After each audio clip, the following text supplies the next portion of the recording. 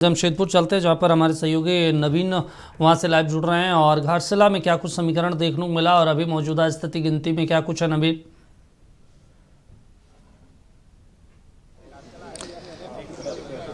देखिए दीपक, चौथे राउंड की गिनती समाप्त हो चुकी है। चौथे राउंड की गिनती के बाद लगभग 7400 वोटों से जेएमएम के प्रत्याशी सोमेश सोरेन बढ़त बनाए हुए हैं, आगे चल रहे हैं, जबकि 7000 वोट से लगभग जो बीजेपी के प्रत्याशी हैं बाबूलाल सोरेन वो पीछे चल रहे हैं। जाहिर तौर पर अभी चौथा राउंड है, 16 राउंड की गिनती अभी शेष है, बाकी है।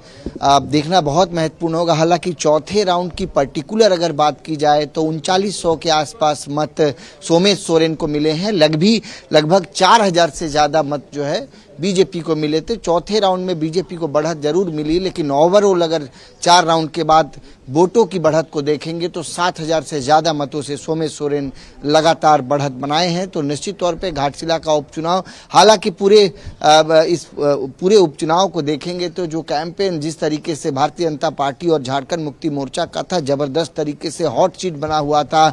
इस सीट से कई नेताओं की, खास करके अगर झारखंड मुक्ति मोर्चा की बात करें तो सरकार की साख जुड़ी हुई थी। हेमंत सोरेन का साख जो है इस सीट पर जुड़ा हुआ है। गुरुजी के निधन के बाद पहली दफा झारखंड मुक्ति मोर्चा सीधे तौर पर कह सकते हैं कि वो हेमंत सोरेन के चेहरे पर यह चुनाव लड़ी। जाहिर तौर पर एक साख जो है वो झारखंड मुक्ति मोर्चा की लगी हुई है। बड़े मंत्री, विधायक, तमाम लोगों ने कैंपेन किया। दूसरी तरफ भारतीय जनता पार्टी के लिए भी साख की लड़ाई है।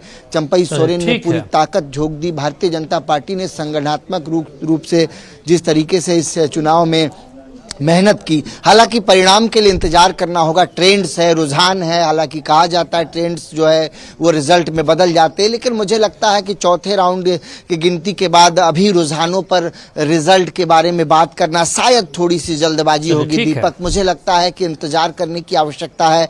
8 या 9 राउंड के बाद हम लोग रिजल्ट पर बातचीत कर सकते हैं। दीपक, ठीक है नवीन, तमाम जानकारी देने के लिए शुक्रिया आपका। और